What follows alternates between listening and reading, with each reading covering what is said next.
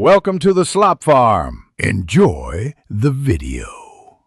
You start by powering down and removing every keycap. This exposes stabilizers and the USB-C area.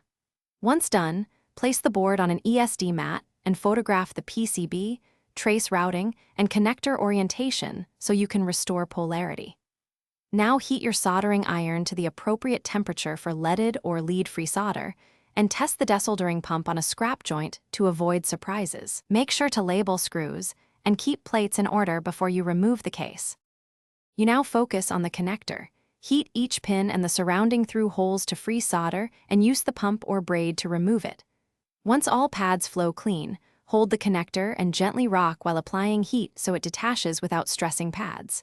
After removal, apply flux and braid any residual solder, then clean with 90% plus isopropyl. Inspect the pads and vias closely. If a trace is lifted, you'll need to plan a repair jump or copper replacement before fitting the new port. You align the replacement USB-C exactly as in your reference photos and tack 2 opposite mounting pins to hold it square. Then solder the rest of the pins and all through holes with solid wet joints. Once cooled, clean flux, reassemble the case and plug in to run continuity and key tests. Confirm power and data lines behave.